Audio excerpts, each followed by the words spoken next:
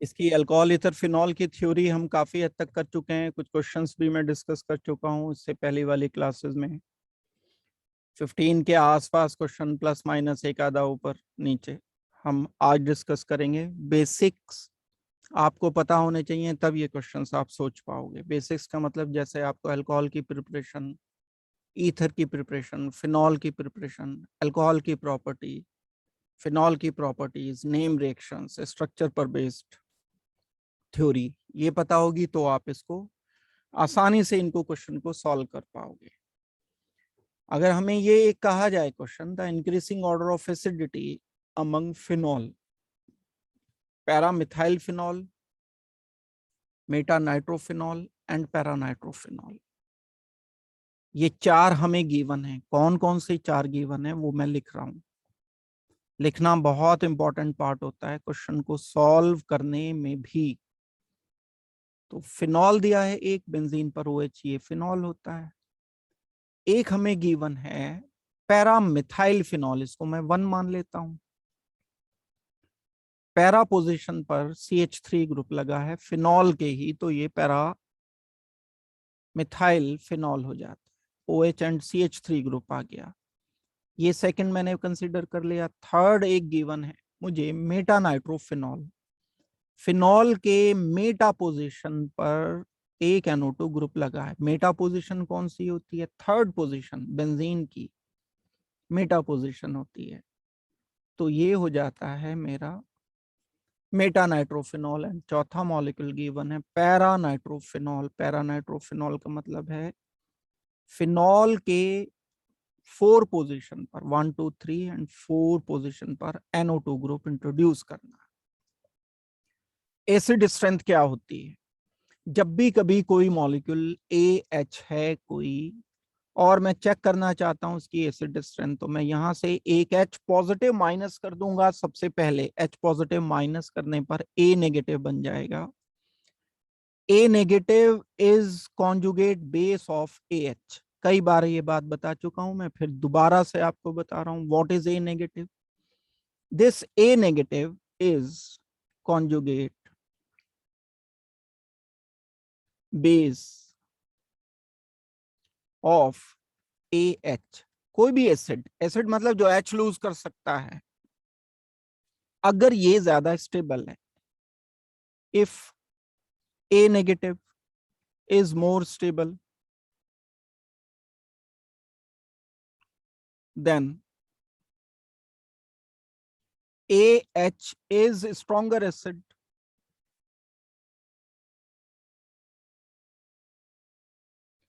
इसकी stability decide कर रही है A नेगेटिव जैसे जैसे ज्यादा स्टेबल होता जाएगा, कॉन्जुगेट बेस की स्टेबिलिटी बढ़ती है, तो एसिड की स्ट्रेंथ बढ़ती है। एक रिलेशन किसके साथ है? AH का। इस AH की एसिड स्ट्रेंथ का रिलेशन किसके साथ है? Acid strength is directly proportional to stability of conjugate base. Stability of base नहीं, स्टेबिलिटी ऑफ कॉन्जुगेट बेस। ये है हमारा कंसेप्ट जो अप्लाई करना है हर एसिड बेस में। और ऐसा हो नहीं सकता कि एसिड बेस से प्रॉब्लम ना आए, जरूर जरूर आएगी। अब हमारा काम क्या है कि इन सब एसिड से जो हमें गिवन है, इनसे H हटा दो। भाई ये पूरा A और ये H हटा दिया, नेगेटिव बना दिया। ये H हटा दिया, नेगेटिव बना दिया। कॉन्जुगेट बेस लिख दिए मैंने इन सब एसिड्स के, 1 2 3 4 के कॉन्जुगेट एसिड्स मैंने लिख दिए, सॉरी बेस लिख दिए। ये नेगेटिव चार्ज है, ये नेगेटिव चार्ज है, यहाँ नेगेटिव चार्ज है कॉन्जुगेट बेस का, यहाँ नेगेटिव चार्ज है। अब हमें पता है कि कॉन्जुगेट बेस में अगर इलेक्ट्रॉन विड्रॉइंग ग्रुप लगा होता है तो स्टेबिलिटी बढ़ती है। अगर इस कॉन्जुगेट बेस में A नेगेटिव में, इस A नेगेटिव में जो कि कॉन्जुगेट बेस है, इस A नेगेटिव में, इस A नेगेटिव में, A नेगेटिव में इलेक्ट्रॉन विड्रॉइंग ग्रुप लगा है तो स्टेबिलिटी ज्यादा होगी। और अगर इलेक्ट्रॉन रिलीजिंग ग्रुप लगा देता हूं मैं इस A नेगेटिव में, तो स्टेबिलिटी कम रहेगी। इन बिटवीन ए नेगेटिव हो जाएगा, जिसमें ना तो विड्रॉइंग है ना रिलीजिंग है। Electron withdrawing group A negative की स्टेबिलिटी को बढ़ाएगा। कौन है electron withdrawing? NO2 group is electron withdrawing. This NO2 group is electron withdrawing. अपनी तरफ इलेक्ट्रॉन खींचेगा ना, ये ज्यादा इलेक्ट्रोनेगेटिव है, अपनी तरफ इलेक्ट्रॉन खींचेगा, अपनी तरफ इलेक्ट्रॉन खींचेगा। But this CH3 is electron releasing, ER group है ये। इलेक्ट्रॉन डोनेट करेगा तो नेगेटिव की स्टेबिलिटी कम हो जाएगी, लेस स्टेबल रहेगा। This A negative is less stable. किसके कंपैरिजन में? इस फर्स्ट के कंपैरिजन में। यहां तो कुछ भी नहीं है, मिथाइल लगा दिया तो ये कम स्टेबल हो गया, नाइट्रो लगा दिया तो ज्यादा स्टेबल, नाइट्रो लगाया तो ज्यादा स्टेबल। दैट मींस ये वाले दो ज्यादा स्टेबल, ये वाला कम स्टेबल फिनॉल के कंपैरिजन में। तो मुझे एक बात क्या पता चली, सबसे वीक एसिड तो होगा सेकंड वाला, उससे स्ट्रॉन्गर होगा फर्स्ट वाला, उससे ज्यादा स्ट्रॉन्गर इन दोनों में से कोई एक है। दैट मींस मेरी प्रॉब्लम कहां करके रुक गई? थर्ड एंड फोर्थ को ज्यादा एसिडिक चेक करने पर, क्योंकि फर्स्ट एंड सेकंड को तो मैं चेक कर चुका हूं। फर्स्ट से ज्यादा या तो थर्ड है या फोर्थ है। अब NO2 ग्रुप अगर कनेक्टेड होता है पैरा पोजीशन पर, तब रेजोनेंस भी करता है इलेक्ट्रॉन विड्रॉ करने के साथ साथ। ये NO2 ग्रुप अगर मैं बॉन्डिंग इसकी लिख देता हूं ओपन करके, double bond oxygen, double bond oxygen, ये कॉन्जुगेटेड है, रेगुलर कॉन्जुगेशन है। डबल बॉन्ड है, फिर सिंगल बॉन्ड है, फिर यहाँ डबल बॉन्ड है, फिर सिंगल बॉन्ड है, फिर डबल बॉन्ड है। ये नेगेटिव चार्ज इधर डिलोकलाइज होगा, ये इधर डिलोकलाइज होगा, ये इधर डिलोकलाइज हो जाएगा। That means NO2 group is taking part in delocalization, extra resonating structure बना पाएगा। ये NO2 group can not take part in resonance of this oxygen negative. जब ये रेजोनेंस करेगा तो ये भी रेजोनेंस करेगा, तो ये भी रेजोनेंस करेगा। ये सिग्मा बॉन्ड और ये सिग्मा बॉन्ड ये रेजोनेंस नहीं कर सकते, दो इकट्ठे सिग्मा बॉन्ड हैं यहाँ। ये सिर्फ इंडक्टिव इफेक्ट से विड्रॉइंग है, ये रेजोनेंस से विड्रॉइंग है। तो एक बात ध्यान रखने की क्या है, बड़ी इंपॉर्टेंट बात है, पैरा नाइट्रोफिनॉल मेटा नाइट्रोफिनॉल से ज्यादा एसिडिक होते हैं। दैट मीन्स सबसे ज्यादा आएगा 4 वाला एसिड, उसके बाद आएगा थर्ड, उसके बाद आएगा सबसे कम सेकंड। ये ऑर्डर है। तो पैरामिथाइल फिनॉल यानी फर्स्ट, मेटा नाइट्रोफिनॉल, अच्छा ये सेकंड, अच्छा फिनॉल फर्स्ट दिया था मैंने, इसको फर्स्ट जो लिख लिया, यहां लिखा था फिनॉल को, फिनॉल ये आ जाएगा, उससे कम सेकंड आएगा, वही जो ऑर्डर, इसी ऑर्डर में ये लिखा हुआ है। सेकंड मतलब पैरा मिथाइल फिनॉल सबसे कम, उससे ज्यादा फिनॉल, उससे ज्यादा थर्ड वाला, थर्ड वाला कौन सा? मेटा नाइट्रोफिनॉल, सबसे ज्यादा फोर्थ, फोर्थ वाला कौन सा? Para nitrophenol. ये ऑर्डर आना चाहिए मेरा आंसर का। अब आप इसमें चेक कर लो कि कौन सा आंसर होगा। पैरा नाइट्रोफिनॉल, फिर मेटा नाइट्रोफिनॉल, फिर फिनॉल, फिर पैरा मिथाइल फिनॉल। ये सी वाला ऑप्शन टैली कर रहा है हमारे आंसर से। तो हमें इस क्वेश्चन का आंसर जो रिपोर्ट करना होगा वो सी आंसर रिपोर्ट करना। कंसेप्ट सीखे बिना नहीं करना है क्वेश्चन, ऐसा नहीं मैं बोल रहा हूं कि यही क्वेश्चन आपको एग्जाम में रखा मिलेगा। ये कंसेप्ट सीखना है पहले, स्टेबिलिटी चेक करनी है।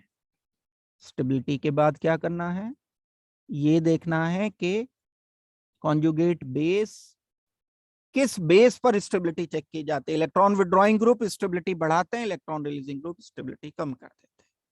ये एक क्वेश्चन हमने सॉल्व किया। दूसरे क्वेश्चन पर आते हैं। In the reaction of alcohol with alkali metal, which of the following alcohol will react fast? वो तो बाद में देखेंगे, पहले अल्कोहल का मेटल से रिएक्शन देखते हैं। अल्कोहल आप जानते हो ROH होता है, ये होता है polar acidic hydrogen del positive, this hydrogen is acidic. ये हाइड्रोजन जब रिएक्शन करता है सोडियम मेटल के साथ या किसी और मेटल के साथ। एल्केली मेटल कौन से हैं? Lithium, sodium, potassium, rubidium, caesium. Group 1 के metals alkali metal. Alkaline earth metal से भी ये रिएक्शन करता है, कैल्शियम, मैग्नीशियम, बेरियम, इनसे भी करता है। लेकिन हमें तो यहाँ सोडियम, लिथियम, पोटेशियम वगैरह से रिएक्शन दिया है, तो हम क्या लिखेंगे? RONA लिख देते हैं। बड़ी अच्छी तरह से आपने ये रिएक्शन कौन से पार्ट में किया है? उन रिएक्शंस में जिसमें हम ऑक्सीजन हाइड्रोजन बॉन्ड का क्लीवेज करते हैं, वहां पर किया है आपने ये रिएक्शन। तो ये RONA सोडियम एल्कोक्साइड बन जाएगा, हाइड्रोजन बन जाएगा। अब ये हाइड्रोजन कौन से अल्कोहल में आसानी से रिमूव होगा? 3 टाइप के अल्कोहल हम पढ़ा करते हैं। एक प्राइमरी अल्कोहल होता है, दूसरा अल्कोहल होता है सेकेंडरी अल्कोहल, तीसरा अल्कोहल होता है टर्शरी अल्कोहल। टर्शरी अल्कोहल में जो OH ग्रुप लगा है, वही एसिड स्ट्रेंथ पर आ गई बात। इससे पहले प्रॉब्लम में हमने एसिड स्ट्रेंथ की बात की थी। स्ट्रॉन्ग एसिड कौन होते हैं? जिनके कॉन्जुगेट बेस स्टेबल होते हैं। मैं इस वाले का कॉन्जुगेट बेस बना रहा हूं। कॉन्जुगेट बेस बनाऊंगा RCH2O negative. Electron donating group क्या करते हैं? स्टेबिलिटी को कम कर देते हैं। स्टेबिलिटी कम हो गई। दूसरा R ग्रुप लगा है, R ग्रुप लगा है, ऑक्सीजन नेगेटिव। मैंने कॉन्जुगेट बेस बनाया। कैसे बनता है कॉन्जुगेट बेस? H हटाकर। मैंने इस नेगेटिव की स्टेबिलिटी को चेक किया। R ग्रुप क्या करते हैं? स्टेबिलिटी कम कर देते हैं, स्टेबिलिटी कम कर देते हैं। स्टेबिलिटी कम हो गई, एक बार और कम हो गई, 2 बार स्टेबिलिटी कम हो रही है। इस केस में मैं देखता हूं R carbon, R and oxygen negative, conjugate base बनाया। H पॉजिटिव हटाने के बाद electron donating, electron donating, electron donating. Alkyl group क्या करते हैं?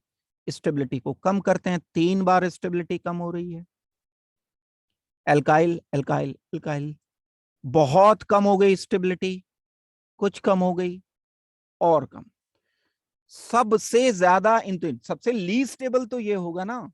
अगर मैं कंपैरिजन करने पर आऊंगा, RCH2O negative will be most stable. Most stable conjugate base. जब कॉन्जुगेट बेस मोस्ट स्टेबल होगा तो ये स्ट्रॉन्गेस्ट एसिड होगा। प्राइमरी अल्कोहल स्ट्रॉन्गर एसिड है देन सेकेंडरी अल्कोहल। सबसे कम स्टेबल ये है, लीस्ट स्टेबल है। अभी एक ऑर्डर लिखा था आपको, क्या ऑर्डर लिखा था? Acid strength is directly proportional to stability of conjugate base. तो ये लीस्ट स्टेबल होगा तो लीस्ट एसिडिक हो जाएगा टर्शरी। ऑर्डर ऑफ स्टेबिलिटी क्या पता चला? प्राइमरी अल्कोहल सबसे ज्यादा एसिडिक, एसिडिक मतलब सबसे ज्यादा H देने वाले। सेकेंडरी अल्कोहल उससे कम एसिडिक, टर्शरी अल्कोहल सबसे कम एसिडिक।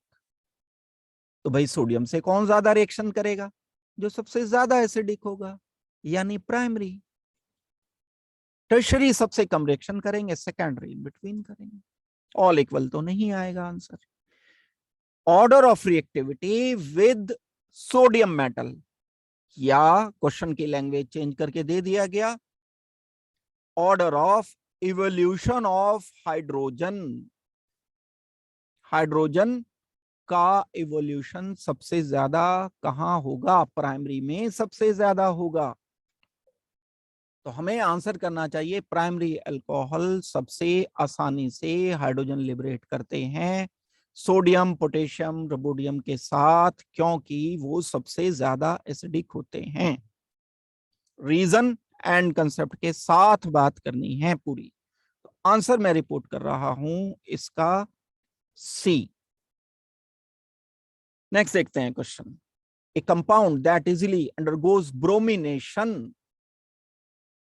मतलब ब्रोमीन का इंट्रोडक्शन Br2 कहां जल्दी से जाकर के कनेक्ट हो जाता है? भाई ये फिनॉल में होता है, A पार्ट लिखा मैंने, या ये टॉलिन में होता है। टॉलिन क्या है? Benzene, CH3। ये है B पार्ट, ये है मेरे पास A पार्ट। सी पार्ट क्या है, बेंजीन है, बेंजीन। डी पार्ट क्या है, बेंजोइक एसिड है, बेंजीन COOH। अब ब्रोमिनेशन जो होता है, बेंजोइक एसिड डी पार्ट मैंने लिख दिया। इन सब में Br2 रिएक्शन कर सकता है। Br2 क्या प्रोड्यूस करता है, Br2 देता है Br पॉजिटिव। ये Br पॉजिटिव होता है इलेक्ट्रोफाइल। इलेक्ट्रोफाइल मतलब जिस पर इलेक्ट्रॉन की कमी है। ये इलेक्ट्रॉन रिच पोजीशन पर रिएक्शन करना चाहेगा। अब मैं आऊंगा रेजोनेंस पर। ऑक्सीजन का लोन पेयर करता है रेजोनेंस। रेजोनेंस करेगा तो चार्ज आएगा यहां नेगेटिव, फिर रेजोनेंस होगा तो नेगेटिव, फिर रेजोनेंस हुआ तो नेगेटिव। यहां नेगेटिव चार्ज है तो रेजोनेंस आपने क्लास में कर रखे हैं। इन नेगेटिव चार्ज पर जब Br पॉजिटिव आएगा तो इसका तो मजा आ जाएगा। Br पॉजिटिव, बड़ी तेजी से Br पॉजिटिव, नेगेटिव साइट इसे मिल गई। क्यों मिली, क्योंकि ऑक्सीजन के लोन पेयर ने रेजोनेंस कर रखा है। Due to resonance this ortho and para position is negatively charge. Negatively charge है तो बड़ी आसानी से Br positive will attack. CH3 भी इलेक्ट्रॉन डोनर है, but due to hyper conjugation and inductive effect ये थोड़ा पुअर इफेक्ट होता है। प्लस आई इफेक्ट शो कर रहा है। ये प्लस आर इफेक्ट है। प्लस आर का मतलब होता है जब ये डोनेट करता है, रेजोनेंस से डोनेट कर रहा है। प्लस आई मतलब इंडक्टिव इफेक्ट से डोनेट कर रहा है। ये एक पुअर इफेक्ट है। Plus I is poor effect then plus R. तो इसकी ज्यादा चलेगी, इसकी कम चलेगी। यहां भी आएगा तो नेगेटिव, लेकिन बहुत थोड़ा सा नेगेटिव आएगा। अच्छा, यहां ना तो विड्रॉइंग है ना रिलीजिंग है, दिस इज रेफरेंस। इसके रेस्पेक्ट में मैं चेक करूंगा। जबकि यहां इलेक्ट्रॉन विड्रॉइंग ग्रुप है। COOH group is electron withdrawing. EW मतलब इलेक्ट्रॉन विड्रॉइंग। इलेक्ट्रॉन विड्रॉ करेगा तो रेजोनेंस से करेगा। रेजोनेंस हुआ तो चार्ज आ गया यहां पॉजिटिव। बेंजीन पे तो पॉजिटिव चार्ज आ रहा है। ये तो बड़ा मुश्किल हो गया इस Br पॉजिटिव के लिए। तो बड़ी अच्छी खबर नहीं है, खराब न्यूज है इसके लिए। Br पॉजिटिव के लिए पहले से खुद से पॉजिटिव है, यहां पर फिर पॉजिटिव आ रहा है। तो ये तो रिपेल करेंगे दूसरे को, रिएक्शन नहीं होगा। तो बेंजीन के रेस्पेक्ट में सबसे ज्यादा रिएक्शन देगा ये फिनॉल। दैट मीन्स ऑर्डर मैं पूरा अगर लिखना चाहूं, order of bromination, order of bromination सबसे ज्यादा तो है भाई फिनॉल में, उससे कम है टॉलिन में। क्योंकि कुछ तो थोड़ा सा तो इंडक्टिव से ही सही, पुअर इफेक्ट ही सही है, तो उससे कम है बेंजीन में। और ये तो बेंजीन से भी कम होगा जो बेंजोइक एसिड होगा। ये ब्रोमिनेशन का पूरा यही क्वेश्चन देखो चेंज होके आ गया। ये क्वेश्चन 2-3 क्वेश्चन कवर हो गए आपके साथ में। मैं सिर्फ क्वेश्चन नहीं रटाने की कोशिश कर रहा हूं, आपको समझाने की कोशिश कर रहा हूं मैं। अगर ऑर्डर की बात आती है, फिनॉल सबसे ज्यादा, क्वेश्चन तो हो ही गया हमारा, दैट इजीली अंडरगोज ब्रोमिनेशन। सबसे इजी मींस सबसे ज्यादा आसानी से तो फिनॉल ही होगा। आंसर तो ए हो चुका हमारा, दैट इज क्लियर। इस क्वेश्चन का आंसर तो ए है। लेकिन अगर यही आ जाता, नीचे और ऑप्शन करके लिख देते, ऑर्डर लिख देते। मान लो 4 ये कंपाउंड है, ऑर्डर बताओ रिएक्टिविटी का ब्रोमिनेशन, या ब्रोमिनेशन की जगह any other electrophilic substitution reaction. चाहे ब्रोमिनेशन है, चाहे नाइट्रेशन है, चाहे सल्फोनेशन है, चाहे एल्काइलेशन है, चाहे एसाइलेशन रिएक्शन है, कोई सा भी इलेक्ट्रोफिलिक सब्स्टिट्यूशन रिएक्शन हम इस बेस पर कवर कर सकते हैं।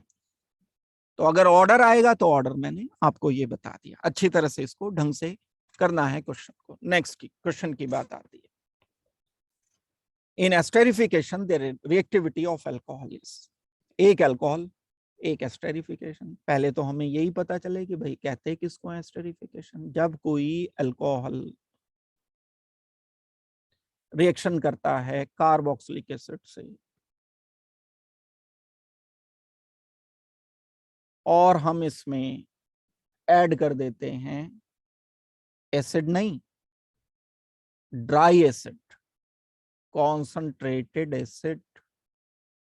क्या बोल रहा हूं मैं? एसिड नहीं, कॉन्संट्रेटेड एसिड। तब फॉर्मेशन होती है एस्टर की। आप जानते होंगे ये रिएक्शन जरूर। यहां से उठा लिया क्वेश्चन। ये अल्कोहल प्राइमरी भी हो सकता है, ये सेकेंडरी भी हो सकता है, ये टर्शियरी भी हो सकता है।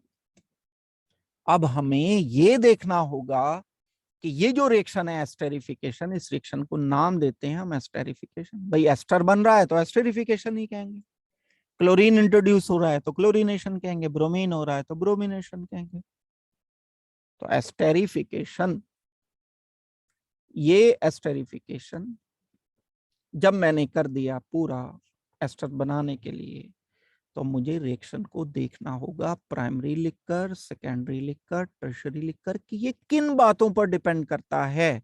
वो अगर मुझे बात पता चल जाए कि एस्टेरिफिकेशन किन किन बातों पर डिपेंड करता है, तो मैं इस क्वेश्चन को सॉल्व कर सकता हूं।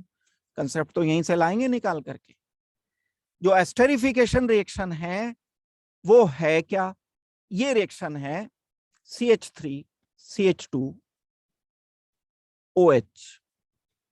एक दूसरी बात, कार्बोक्सिलिक एसिड लेना है दूसरी तरफ, C डबल बॉन्ड ऑक्सीजन। जिन लोगों ने ये रिएक्शन कर रखा है उन्हें बड़ी अच्छी तरह से ये बात पता होगी।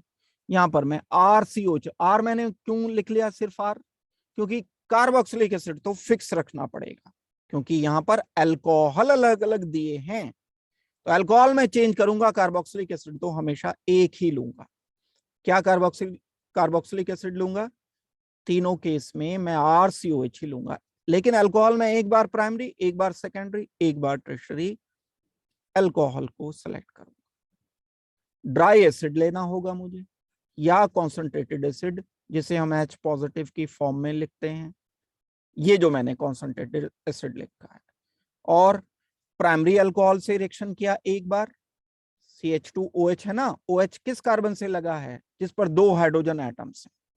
एक बार मैंने रिएक्शन किया इसको सेकेंडरी अल्कोहल से, CH3 CCH3 oxygen H and H। एक बार किया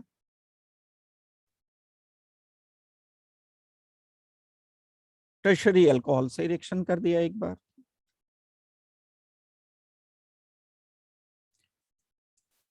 आप लोग जो रिएक्शन जानते हो, जिन लोगों को एस्टेरिफिकेशन रिएक्शन बड़ी अच्छी तरह से पता है, उन्हें ये बात पता होगी कि ये एक डिहाइड्रेशन रिएक्शन होता है। अल्कोहल का H हटता है, कार्बोक्सिलिक एसिड का OH माइनस होता है। ऐसे ही करके बताया था, कार्बोक्सिलिक एसिड का OH, अल्कोहल का H, कार्बोक्सिलिक एसिड का OH, अल्कोहल का H, माइनस H2O किया, माइनस H2O किया, माइनस H2O। नाम क्या है इसका रिएक्शन का? इस रिएक्शन का नाम है, कोई सा भी एक, एस्टेरिफिकेशन तो है ही, and this is dehydration, also dehydration. आप कह सकते हो इसको डिहाइड्रेशन। एस्टेरिफिकेशन तो है क्योंकि वाटर हटाया ना, वाटर हटाने को हम डिहाइड्रेशन कह रहे होते हैं। क्या मिलेंगे प्रोडक्ट? प्रोडक्ट मिलेंगे CH3 CH2 ऑक्सीजन। ये तो इसका पार्ट लिखा, H तो हट गया, ये तो हट गया OH इसका, बाद में लिखेंगे CH3 CH3 ऑक्सीजन, यहां पर H। यहां पर क्या लिखूं मैं? CH3 CH3 CH3। इतना बड़ा ग्रुप है ये तो। और जब इतना बड़ा ग्रुप होगा तो यहाँ पर लिखने में, इसको जाने में भी दिक्कत आएगी। किसके साथ कनेक्ट हो गया? ये C double bond oxygen R के साथ। ये किससे कनेक्ट हो गया?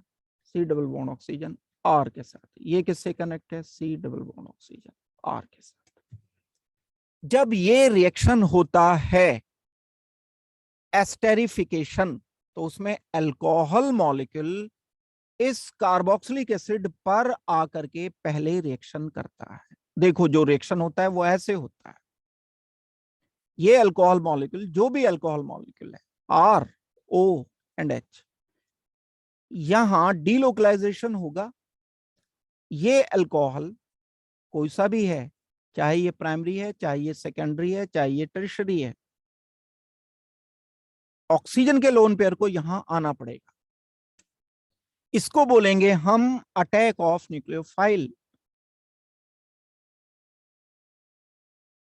फिर उसके बाद यहां से ये एच हटा, यहां से बाद में ये ओ एच हट जाता है, जो मैंने ये ओ एच हटाया, जो मैंने ये एच हटाया, ये वाला एच हटाया, ये वाला एच हटाया। तो अटैक ऑफ न्यूक्लियोफाइल इस आर के वॉल्यूम पर डिपेंड करेगा। अगर ये बहुत हेल्दी है, इसका वॉल्यूम बहुत ज्यादा है, मींस ये बड़ा ग्रुप है, तब इसका यहां पर आना मुश्किल होगा, क्योंकि पहले से आर बैठा हुआ है, इससे टकरा जाएगा ये। इसको बोलते हैं हम स्टेरिक हिंड्रेंस। बल्कि ग्रुप, बड़े ग्रुप अगर हैं, मैं अगर सिर्फ बात करता हूं इस ग्रुप की, ये ग्रुप देखो आप, बल्कि ग्रुप है, ये बल्कि ग्रुप है, बड़ा ग्रुप, ये बल्कि ग्रुप है। अब ये ऑक्सीजन का लोन पेयर घिर गया इससे चारों तरफ से, जब ये यहां करके रिएक्शन देगा, it is very difficult to react. That means esterification tertiary alcohol में होगा सबसे कम, और एस्टेरिफिकेशन प्राइमरी अल्कोहल में होगा सबसे ज्यादा। क्या लिख रहा हूं मैं यहां पर? कंसेप्ट लिख रहा हूं। Esterification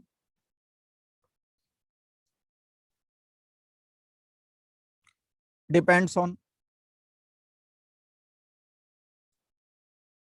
steric hindrance.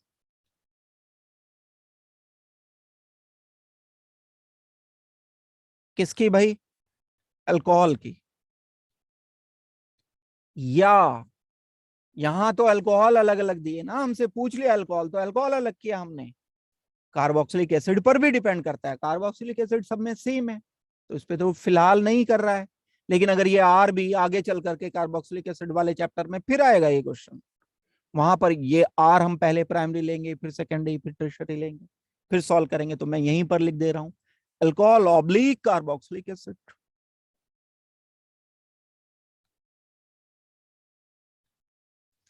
तो esterification depends on steric hindrance of alcohol and carboxylic acid.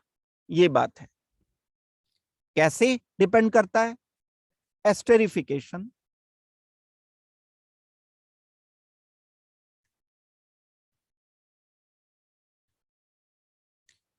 Is inversely related.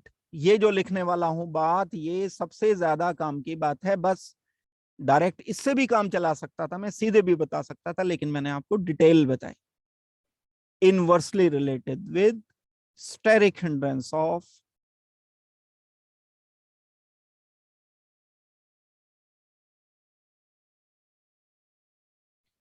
Alcohol और कार्बोक्सिलिक एसिड।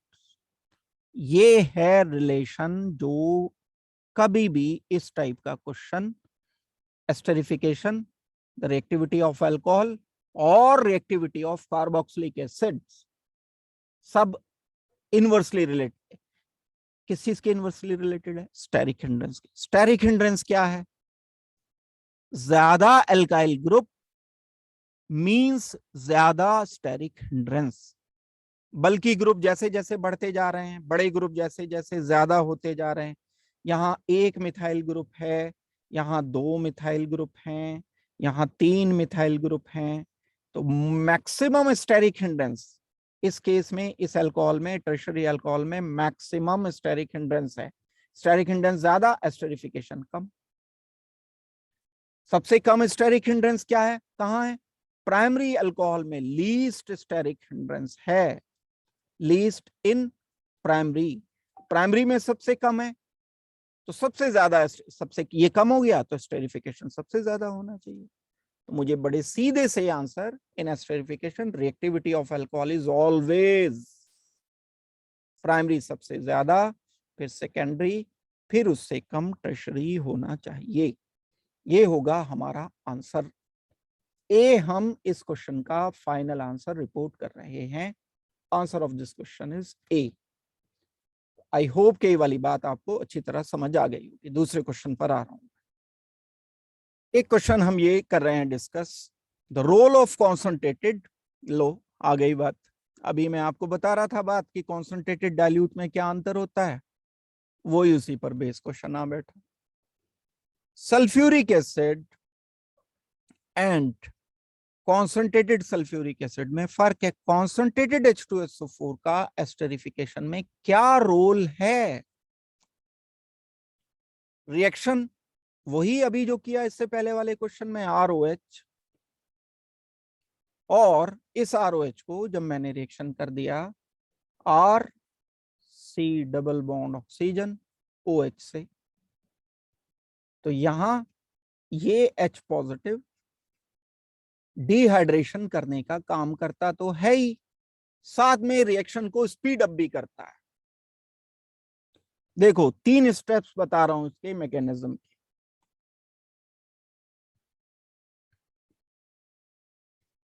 तो भले ही मैकेनिज्म ना याद रहे, लेकिन आपको यह समझ आ जाएगा कि H पॉजिटिव का काम क्या है या कॉन्सेंट्रेटेड सल्फ्यूरिक एसिड का काम क्या है।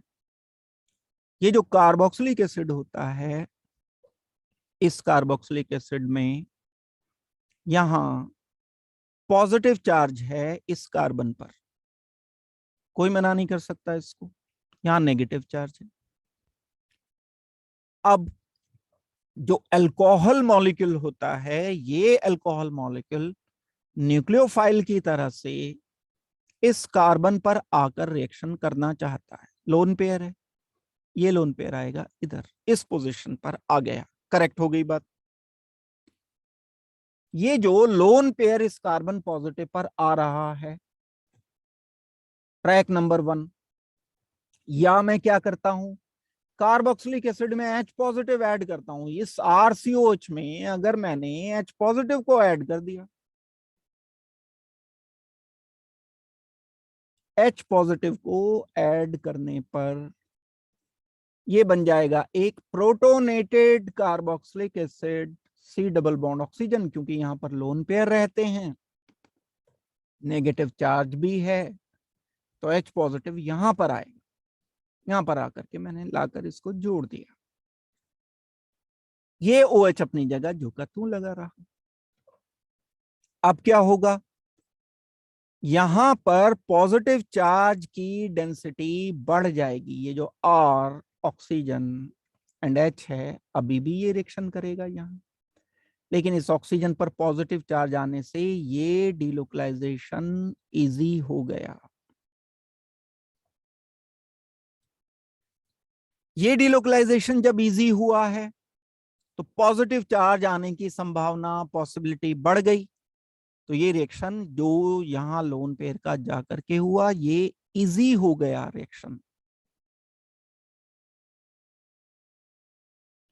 किसने मदद की? H पॉजिटिव ने। जो मदद कहां से आया ये H पॉजिटिव? एसिड से। जो आकर के मदद करता है उसे क्या बोलते हैं? हम कैटलिस्ट बोलते हैं। कैटलिस्ट हम उसको भी बोलते हैं जो एरो के ऊपर लिखा जाता है। भाई वाटर तो ये निकल गया, अब ये एरो के ऊपर यानी बाद में बन भी जाएगा, इसके कॉन्सेंट्रेशन में कोई चेंज नहीं आया। लेकिन इसके बिना रिएक्शन हो रहा था डिफिकल्ट, क्योंकि जब ये है तो रिएक्शन आसान है। यहां पॉजिटिव चार्ज आ जाने से ये रिएक्शन इजी हो गया, यहां कंपैरेटिवली डिफिकल्ट है। और जब ये बन जाता है पूरी तरह से, तो जो H2O मॉलिक्यूल अलग हुआ, उसको सल्फ्यूरिक एसिड H2SO4 जो कि कॉन्सेंट्रेटेड है, एब्जॉर्ब कर लेता है। तो डिहाइड्रेटिंग एजेंट भी है एंड कैटलिस्ट भी है। ऑप्शन तो हमें एक बताना है, तो डिहाइड्रेटिंग एजेंट एंड कैटलिस्ट दोनों की तरह से ये ऐड करता है H पॉजिटिव। आंसर हमें कैसे पता चलेगा? मैकेनिज्म से पता चलेगा। That means answer of this question is D. क्यों कैटलिस्ट है? क्योंकि कार्बन पर पॉजिटिव चार्ज बढ़ाने में मदद की इसने H पॉजिटिव में। डिहाइड्रेटिंग एजेंट क्यों है? क्योंकि अगर ये नहीं होता तो वाटर अलग नहीं हटता, इसने डिहाइड्रेशन कराने में मदद की है, ये है कारण। एक और इसके बाद में दूसरा क्वेश्चन और मैं डिस्कस कर रहा हूं। The reaction of Lucas reagent is fast with, देखो कंफ्यूज मत हो जाना, सोडियम मेटल से अलग रिएक्शन है, लुकस रिएजेंट से अलग रिएक्शन है। HCl, बहुत सारे बच्चे क्योंकि वो ऊपर ऊपर से रट रटा के चलते हैं तो उनको हर पीली चीज सोना नजर आती है। कोई भी पीली चीज हो तो बस पीतल है तो भी सोना है, सोना है तब तो है ही सोना।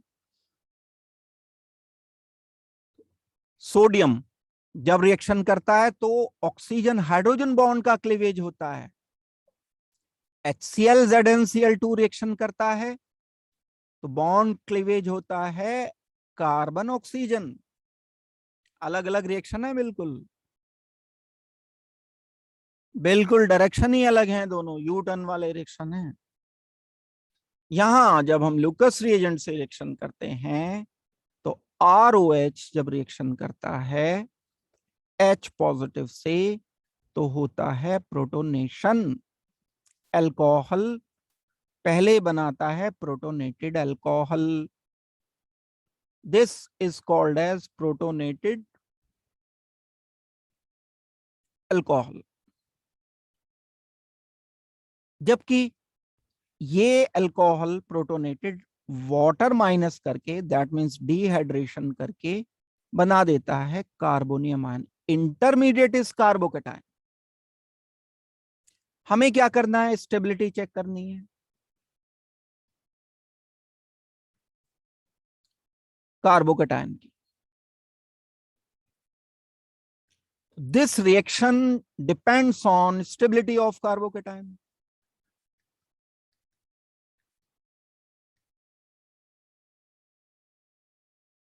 और ये H हटा रहा है तो ये रिएक्शन डिपेंड करेगा एसिड स्ट्रेंथ ऑफ अल्कोहल पर।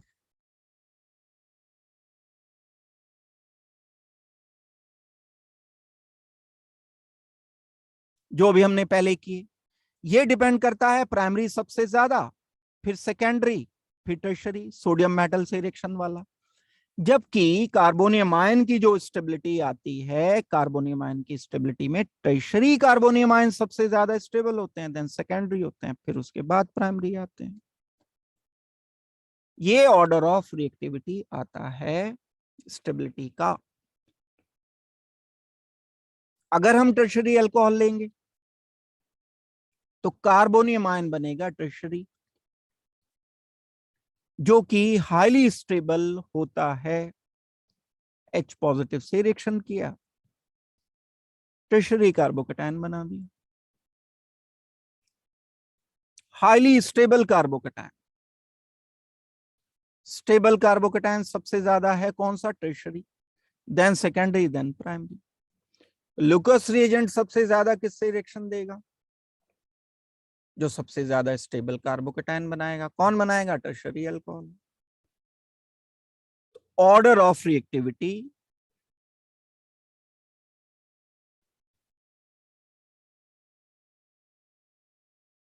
विद लुकस रिएजेंट,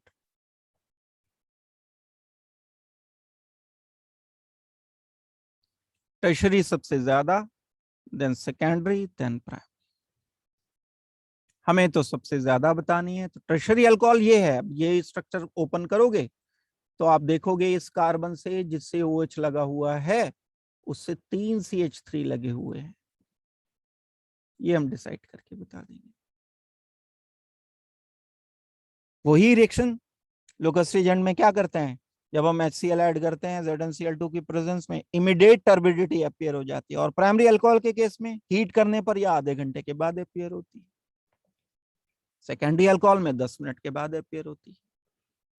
ये इसको हमें रिपोर्ट करना होगा आंसर को। नेक्स्ट देखते हैं इसके बाद question. Which of the following reagent convert propene to 1 propanol? Chemical reaction पर बेस्ड ये एक क्वेश्चन है। प्रोपीन मॉलिक्यूल आप जानते हो क्या होता है, कार्बन डबल बॉन्ड कार्बन होना चाहिए प्रोपीन में, ये लिख दिया मैंने। CH2 double bond CH, single bond CH2। ए पार्ट आ गया, ए पार्ट में हमने रिएजेंट ऐड किया। अभी बात हो रही थी देखो H2O H2SO4 क्या चीज है, डाइल्यूट सल्फ्यूरिक एसिड है। क्या चीज है, H3O पॉजिटिव है। क्या चीज है, हाइड्रस एसिड है। क्या चीज है, एक्वस सल्फ्यूरिक एसिड है। कुछ भी लिख के दे सकते हैं, अगली बार यही थोड़ी मिलेगा जू का तू। नए क्वेश्चन में नया कोई रिएजेंट इसी तरह से अलग करके दे देंगे। जब हम इसको रिएक्शन करते हैं तो ये तो हाइड्रेशन, वाटर ऐड करने के काम आता है, मार्कोनिकॉफ एडिशन होता है, और हम इस रिएक्शन को बोलते हैं हाइड्रेशन ऑफ अल्कोहल। और आंसर मुझे लिखना चाहिए, एक कार्बन पर आ जाएगा सेंट्रल पर OH, यहां पर आ जाएगा H। Reaction is called as hydration of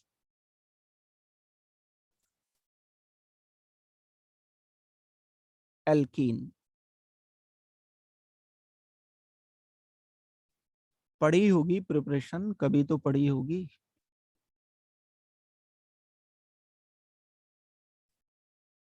लोग बाग पूरे 2 घंटे 24 घंटे में से पढ़ते हैं तो जरूर पढ़ी होगी फिर तो।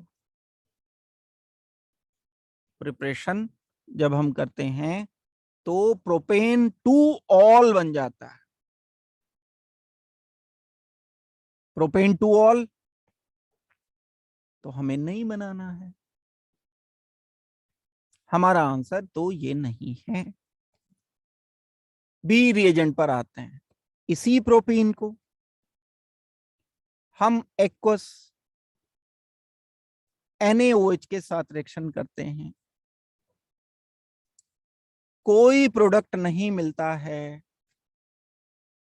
Alkene can not react in basic medium. Alkene को कार्बोनियम आयन बनाने के लिए एसिड चाहिए होता है, या वाटर से रिएक्शन अगर मैं करना चाहता हूं तो एसिड चाहिए। Water and OH negative reaction नहीं करेंगे। एक्वस KOH तो अल्काइल हैलाइड से रिएक्शन किया करते थे, RCl प्लस एक्वस KOH, हम लिखते थे ROH। ये तो RCl थोड़ी गिवन है, हमें तो एल्कीन गिवन है, नहीं होगा रिएक्शन। MgSO4 कोई सॉल्ट रिएक्शन नहीं कर पाता है एल्कीन से। डी पार्ट देखते हैं, B2H6। B2H6 ऐड किया, क्या बोलते हैं इसको, डाइबोरेन। जब B2H6 ऐड कर दिया तो याद दिलाने के लिए बता रहा हूं, THF में ऐड कर देते हम इसे। सेकेंड स्टेप में, बाद में बेस पहले नहीं ऐड किया, जब रिएक्शन होके कुछ इंटरमीडिएट बन गया, ट्राई अल्काइल बोरोन वगैरह, कुछ धुंधला धुंधला याद आ रहा हो तो, हाइड्रोबोरेशन ऑक्सीडेशन जैसा कोई रिएक्शन, यहां फिर हम ऐड करते हैं hydrogen peroxide in presence of OH। पहले नहीं ऐड किया ये OH, बाद में ऐड किया। एंटी मार्कोनिकॉफ प्रोडक्ट मिलता है एक हमें,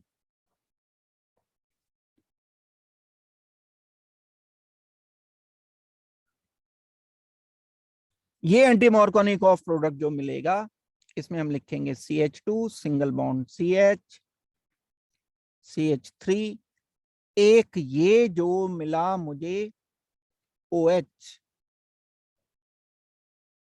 ये आया हाइड्रोजन पेरोक्साइड से। एक जो मिला ये मुझे H, ये आया B2H6। पहले स्टेप।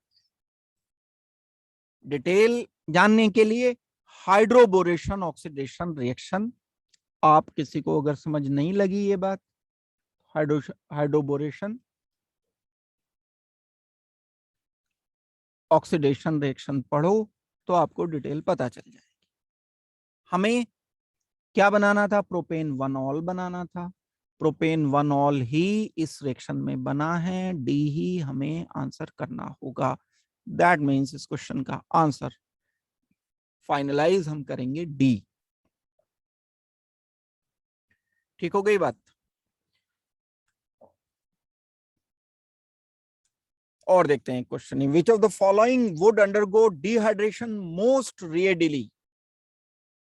क्या डिहाइड्रेशन मतलब? वाटर हटाना। देख लेते हैं एक बार फंक्शनल ग्रुप कौन सा है। ऑल है, ऑल है, ऑल है, ऑल है, मतलब अल्कोहल है। अल्कोहल जब डिहाइड्रेशन देता है तो वो दो बातों पर डिपेंड करता है। यहां चाहिए मुझे एसिड नहीं, कॉन्संट्रेटेड एसिड, सल्फ्यूरिक एसिड या H3PO4 तो बन जाएगा एल्कीन।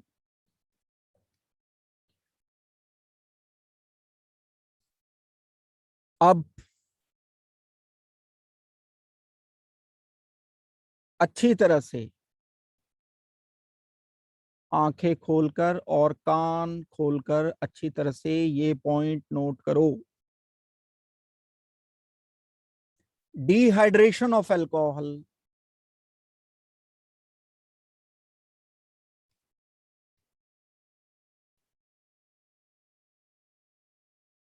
डिपेंड्स ऑन, डिहाइड्रेशन ही तो करना है, वही जानने की कोशिश करेंगे। दो बातों पर डिपेंड करता है। बात नंबर 1, स्टेबिलिटी ऑफ कार्बोकेटायन,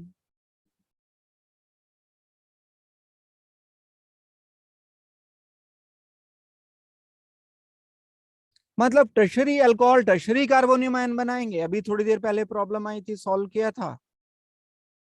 फिर सेकेंडरी अल्कोहल सेकेंडरी कार्बोकेटायन बनाएंगे जो कि कम स्टेबल होंगे। फिर प्राइमरी अल्कोहल प्राइमरी कार्बोकेटायन बनाएंगे जो सबसे कम स्टेबल होंगे। या अगर प्राइमरी सेकेंडरी टर्शरी नहीं है तो हम किसी और बेस पर स्टेबिलिटी ऑफ कार्बोकेटायन चेक करेंगे। कर लिया हमने चेक, प्रॉब्लम फिर भी सॉल्व नहीं हुई तो क्या करोगे? फिर चेक कर लो स्टेबिलिटी ऑफ एल्कीन, जो बाद में प्रोडक्ट बन रहा है। Stability of alkene formed as product. ये जो एल्कीन बना है इसकी स्टेबिलिटी बहुत सारे फैक्टर पर डिपेंड करती है। मोर एल्काइल, एक रूल जो कि जिसको हम कहते हैं Saytzeff rule, Saytzeff rule, more alkylated alkenes are more stable, conjugated alkenes are more stable. Stability of alkene किन बातों पर डिपेंड करती है? मोर एल्काइलेटेड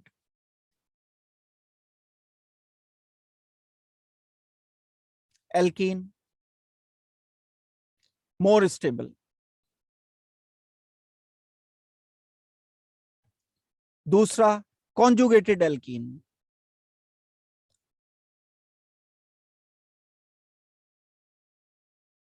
आर मोर स्टेबल, जिनमें रेजोनेंस हो। एक ये एल्कीन है, डबल बॉन्ड है, कार्बन डबल बॉन्ड कार्बन है, एक और कार्बन है। एक एल्कीन ये है, डाईईन ही है दोनों।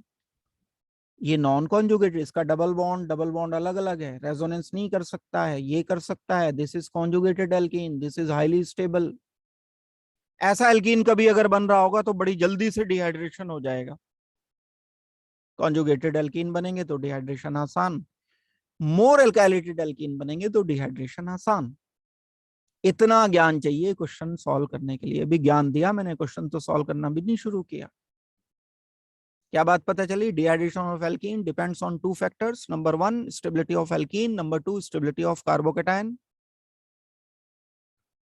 अगर दोनों अपोजिट चल पड़े, स्टेबिलिटी ऑफ एल्कीन से अलग आंसर आ रहा है, कार्बोकेटायन की स्टेबिलिटी से अलग आंसर आ रहा है, तो एल्कीन की स्टेबिलिटी की बात मानोगे।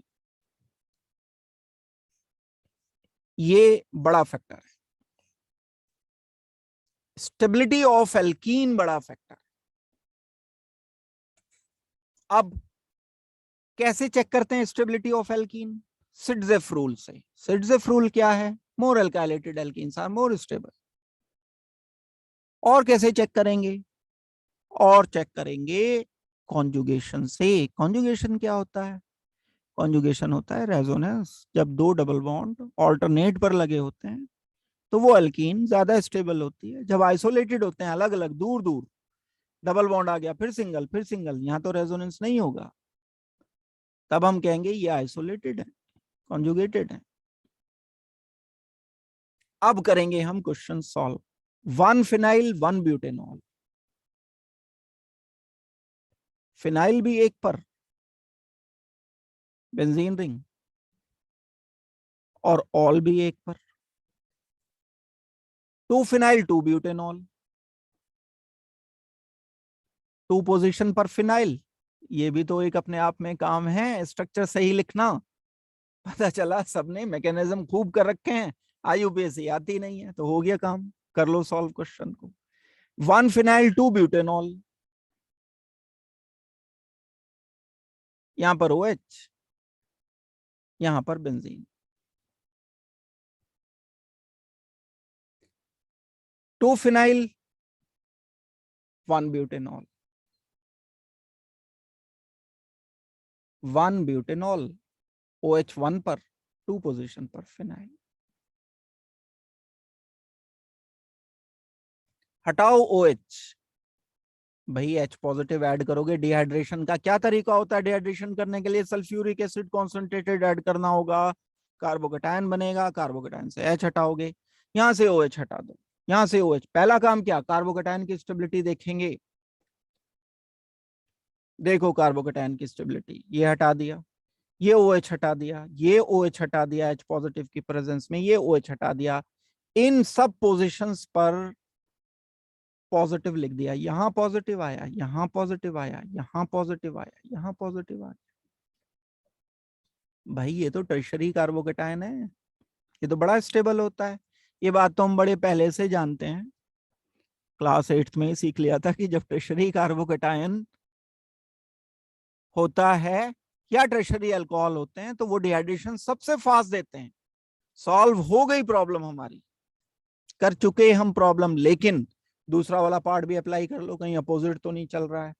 जब मैं डिहाइड्रेशन इससे करूंगा तो डबल बॉन्ड यहां आएगा, इस पोजीशन पर, इधर भी आएगा। लेकिन ये सिडजेफ रूल के अकॉर्डिंग मेजर प्रोडक्ट में लिखूंगा डबल बॉन्ड इधर। और बढ़िया बात हो गई, देखो कितनी अच्छी बात है। इस केस में मोर अल्काइलेटेड है, अल्काइल ही अल्काइल ग्रुप लगे हैं डबल बॉन्ड पर। एक अल्काइल, एक फिनाइल, एक अल्काइल, सिर्फ एक हाइड्रोजन है। और डबल बॉन्ड बेंजीन के डबल बॉन्ड से कॉन्जुगेटेड भी है, रेजोनेंस भी है, और बेंजीन के डबल बॉन्ड से भी कॉन्जुगेशन कर रहा है। तो यही हमारा आंसर है।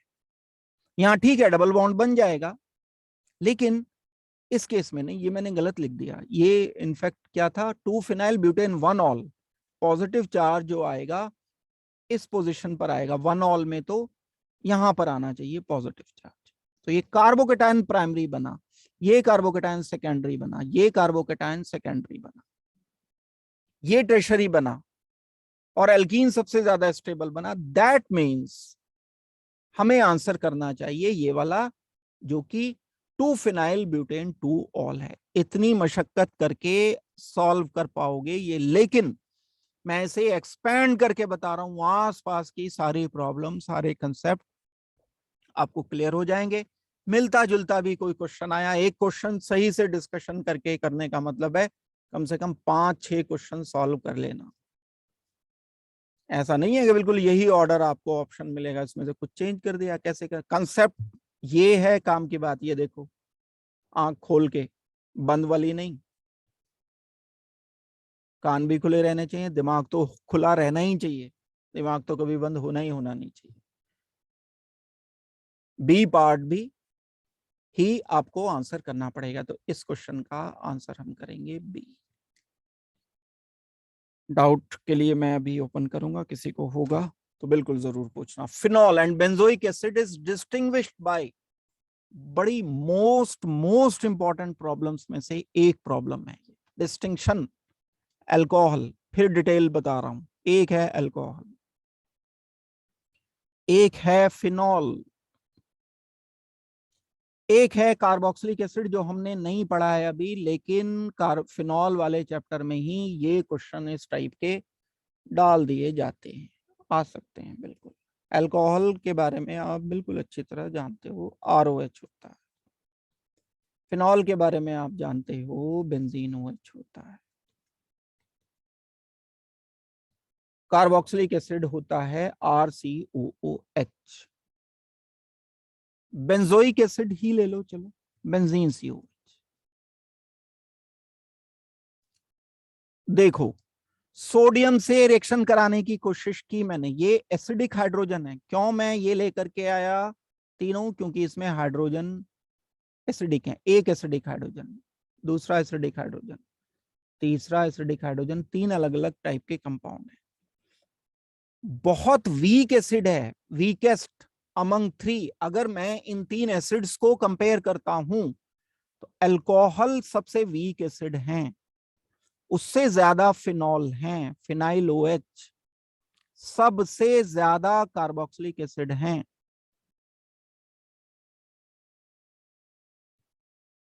लेकिन मैं अगर इनको रिएक्शन करता हूं सोडियम के साथ तो ये बहुत रिएक्टिव है, हाईली रिएक्टिव है।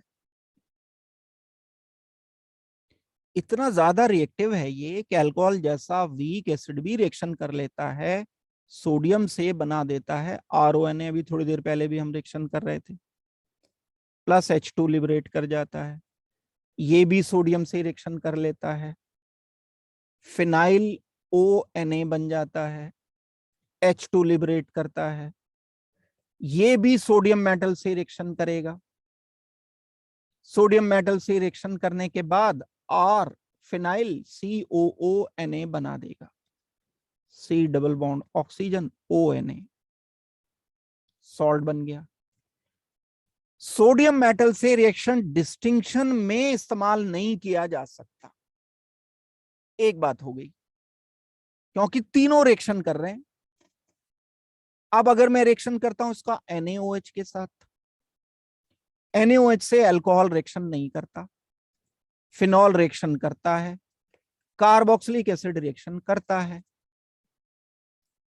तो मुझे तो बेंजोइक एसिड एंड फिनॉल का डिस्टिंक्शन करना है। ये तो दोनों NaOH से रिएक्शन कर रहे हैं। अगर NaOH दिया होता तो NaOH से मैं डिस्टिंक्शन कर सकता था फिनॉल एंड इथेनॉल का, लेकिन फिनॉल एंड कार्बोक्सिलिक एसिड का डिस्टिंक्शन हम नहीं कर सकते। चार्ट जो मैं बना रहा हूं ये फिर अपने आप में 4-5 क्वेश्चन कवर करेगा। तीसरी बात मेरे पास है, एक सोडियम बाइकार्बोनेट, बड़ा इंपॉर्टेंट रिएजेंट होता है, दैट इज सोडियम बाइकार्बोनेट। ये सोडियम बाइकार्बोनेट यानी NaHCO3 क्या करता है? बहुत वीक बेस है, ना तो ये अल्कोहल के साथ रिएक्शन करता, इस अल्कोहल से कोई रिएक्शन नहीं देता, ना ये फिनॉल से रिएक्शन देता है। जब हम फिनॉल को सोडियम बाइकार्बोनेट से रिएक्शन करते हैं तो कोई प्रोडक्ट नहीं मिलता है, बहुत वीक बेस होने की। ये तो स्ट्रॉन्गर है काफी, ये तो इससे रिएक्शन कर लेता है। तो NaHCO3 ये रिएक्शन नहीं कर पाता, कोई प्रोडक्ट नहीं मिलेगा यहां। लेकिन जब कार्बोक्सिलिक एसिड RCOOH, जिसमें कंसिडरेबली स्ट्रॉन्गर हाइड्रोजन होता है एसिडिक, ये सोडियम बाइकार्बोनेट जैसे वीक बेस के साथ रिएक्शन करके अपना H से दे देता है, H2CO3 बन जाता है, ये कार्बन डाइऑक्साइड एंड वाटर में कन्वर्ट हो जाएगा और साथ में सॉल्ट बन जाएगा RCOONA। तो ये डिस्टिंक्शन आ गया। देखो, फिनॉल ने रिएक्शन नहीं दिया सोडियम बाइकार्बोनेट के साथ, कार्बोक्सिलिक एसिड ने रिएक्शन दे दिया। Phenol and benzoic acid is distinguished by sodium bicarbonate. ये है मेरा आंसर। Answer is B. ये क्लैरिटी सबको होनी चाहिए। सोडियम मेटल का इस्तेमाल अल्कोहल, फिनॉल, कार्बोक्सिलिक एसिड को डिस्टिंक्ट करने में नहीं कर सकते। NaOH का इस्तेमाल हम फिनॉल एंड अल्कोहल को डिस्टिंक्ट करने में कर सकते हैं, लेकिन फिनॉल एंड कार्बोक्सिलिक एसिड को डिस्टिंक्ट करने में नहीं कर सकते। एंड सोडियम बाइकार्बोनेट का इस्तेमाल हम फिनॉल एंड कार्बोक्सिलिक एसिड को डिस्टिंक्ट करने में कर सकते हैं। अल्कोहल एंड कार्बोक्सिलिक एसिड को भी डिस्टिंक्ट करने में कर सकते हैं कि अल्कोहल नहीं करेगा रिएक्शन, कार्बोक्सिलिक एसिड कर लेगा। बहुत इंपॉर्टेंट ये एक बात है, इस पर बेस्ड क्वेश्चन आपको मिलेंगे, थोड़े बहुत अलग टाइप के भी मिल सकते हैं। Electrophilic substitution reaction in phenol takes place ortho position, para position, meta position, ortho and para position. ये बिल्कुल जानते होंगे आप, रिएक्शन अच्छी तरह से जानते हो। होते क्या है इलेक्ट्रोफिलिक सब्स्टिट्यूशन? बेंजीन या उसके डेरिवेटिव्स पर जब कोई इलेक्ट्रोफाइल, मतलब इलेक्ट्रॉन की कमी वाला, मतलब इलेक्ट्रॉन डेफिशिएंट, इलेक्ट्रॉन डेफिशिएंट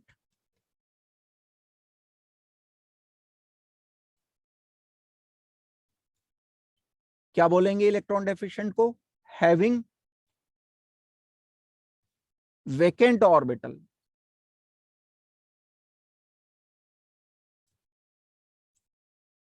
अगर पॉजिटिव चार्ज है, वेकेंट ऑर्बिटल नहीं है, तो इलेक्ट्रोफाइल नहीं होगा, वेकेंट ऑर्बिटल चाहिए। बेंजीन या उसके डेरिवेटिव पर रिएक्शन करते हैं, सिर्फ बेंजीन नहीं, डेरिवेटिव भी। ई पॉजिटिव आएगा, जहां ई आएगा, ये स्टेप नंबर 1 हुआ। पहला स्टेप होता है ई आता है, स्टेप सेकंड होता है कि H पॉजिटिव हट जाता है। तो हमें क्या मिलेगा यहां? हमें मिलेगा एक सब्स्टिट्यूटेड प्रोडक्ट, इसको कहते हैं हम इलेक्ट्रोफिलिक सब्स्टिट्यूशन। अब बात की है इन्होंने फिनॉल की, जो कि हमारे इस चैप्टर का हिस्सा है, एक पार्ट है। पढ़ रहे हैं ना, अल्कोहल, ईथर, फिनॉल। अब हमें देखना पड़ेगा कि ई पॉजिटिव कहाँ आएगा फिनॉल पर। यहां मुझे चेक करना होगा रेजोनेंस। पहले रेजोनेंस कर दिया, करने पर चार्ज आया नेगेटिव। कहाँ आया? ऑर्थो पोजीशन पर। ये नेगेटिव चार्ज फिर दोबारा से डिलोकलाइज होगा। दोबारा डिलोकलाइज होके कहाँ पहुंचेगा? यहां तो आ नहीं सकता, जब ये इधर डिलोकलाइज हुआ, ऑल्टरनेट पर करते हैं ना, यहां नेगेटिव चार्ज हो गया, double bond, oxygen and H positive. कहां नेगेटिव चार्ज आया? ऑर्थो पर, पैरा पर, ऑर्थो पर। तो ई पॉजिटिव के लिए गोल्डन चांस कहाँ है? यहां रिएक्शन करना। या ई पॉजिटिव के लिए रिएक्शन कहां करना है? Para position. E positive must attack at ortho and para position. सिर्फ पैरा पर नहीं, सिर्फ ऑर्थो पर नहीं, मेटा पर तो बिल्कुल भी नहीं। रीजन समेत, because resonance is creating negative charge at ortho and para position in phenol, so incoming electrophile must react at ortho and para position. So answer must be D here. Answer हम बोलेंगे इसका D। ये होगा हमारा answer. 23 gram sodium लिया, react with methyl alcohol, जानते होंगे methyl alcohol तो बिल्कुल, मिथेनॉल CH3OH, सोडियम 23 ग्राम, क्या बना, CH3ONA बना, प्लस क्या बना, हाइड्रोजन लिबरेट हो गया। बैलेंस करना चाहिए इक्वेशन को, तो 2 मोल लिया जाएगा, यहां B2 लिखेंगे, तो यहां B2 लिखेंगे, तभी तो बैलेंस होगी ना इक्वेशन। दैट मीन्स 2 मोल से 1 मोल हाइड्रोजन बना, इसके कितने मोल लेने पड़े, 2 मोल्स। हाइड्रोजन कितना बना, 1 मोल।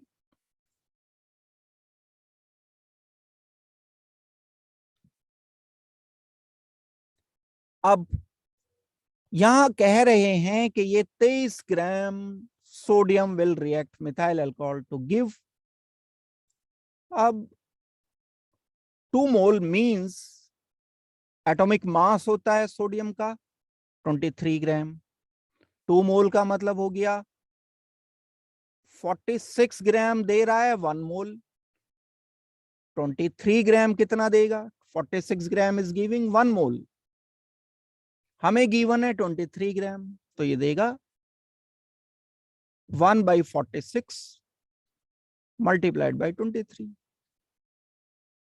मतलब हाफ मोल, आधा मोल हाइड्रोजन बन रहा है,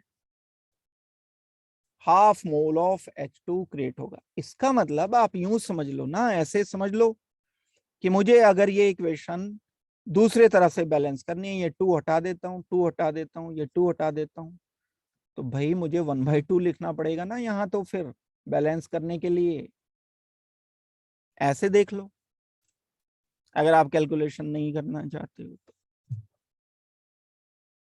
23 ग्राम सोडियम, हाफ मोल, अब बैलेंस्ड है ये इक्वेशन, फिलहाल हाफ मोल हाइड्रोजन प्रोड्यूस करेगा, ऐसे सॉल्व करना है। Which reagent is useful in converting 1 butanol to 1 bromobutane, बड़ा सीधा सा क्वेश्चन है। ब्यूटेन 1 ऑल या 1 ब्यूटेनॉल क्या होता है, CH3 CH2 CH2 CH2 OH, OH की जगह Br लाने के 4 तरीके बताए हैं मैंने, HBr से कर दो या तो रिएक्शन, या PBr3 से कर दो, या PBr5 से कर दो, या फिर SOBr2 से या SOCl2 से कर दो। SOCl2 से पढ़ा था ना रिएक्शन,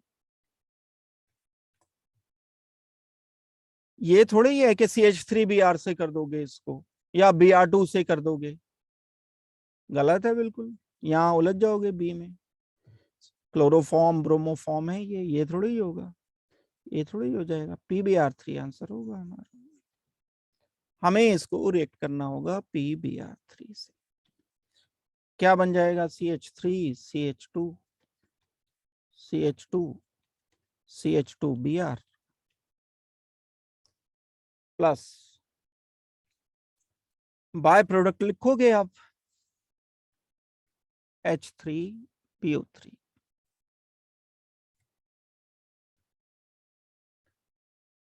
ये ओवरऑल हमें आंसर लिखना चाहिए।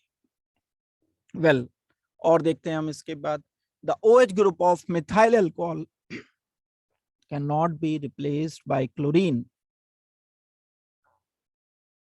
बाय द एक्शन ऑफ, ये पहले से मिलता जुलता क्वेश्चन है, ROH है, कोई भी अल्कोहल है, इसका OH हम रिप्लेस करना चाहते हैं क्लोरीन एटम से,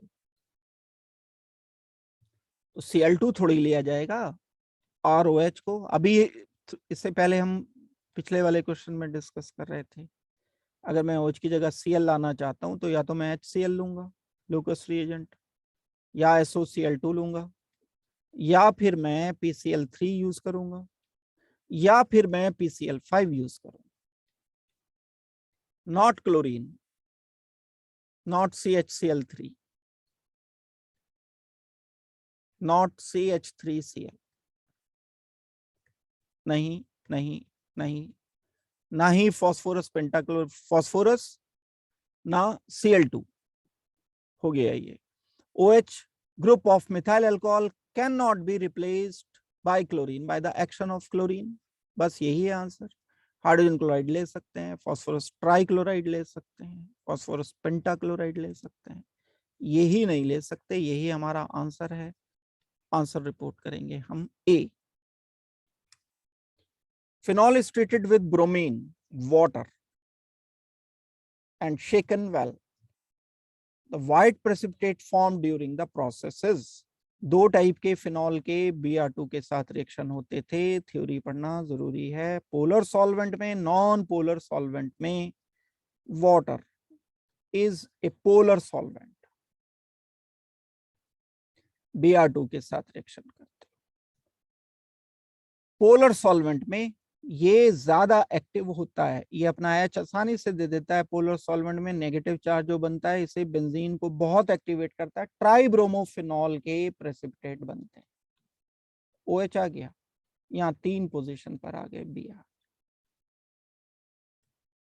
प्रॉपर्टी ऑफ फिनॉल में हमने इस रिएक्शन को किया था और प्रोडक्ट हमें मिल जाएगा OH and Br।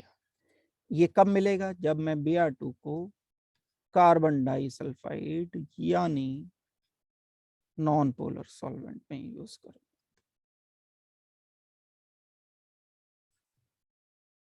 Polar solvent में Br2 tribromophenol, non polar solvent में Br2 मोनोब्रोमोफिनॉल। जो व्हाइट प्रेसिपिटेट्स होते हैं वो इसके होते हैं।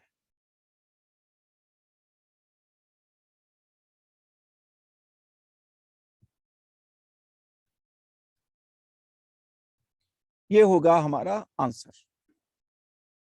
इस केस में जो आंसर हमें रिपोर्ट करना होगा वो ट्राइब्रोमोफिनॉल आंसर का 246 ट्राइब्रोमोफिनॉल। यही तो है 246। ये हो गया 1, ये हो गया 2, ये हो गया 3, ये हो गया 4, ये हो गया 5, ये हो गया 6।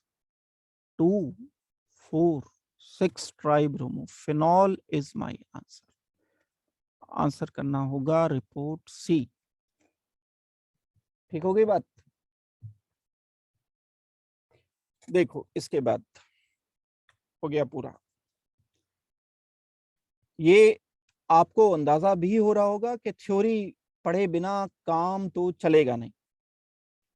थ्योरी हमें बड़ी अच्छी तरह से पहले क्लियर करनी है और समझ करके फिर उसको अप्लाई करना है। बहुत सारे बच्चे थ्योरी के साथ साथ, क्वेश्चंस के साथ साथ थ्योरी के कंसेप्ट क्लियर करते हैं, तो अच्छी लर्निंग नहीं होती। ये अच्छा तरीका नहीं है पढ़ने का।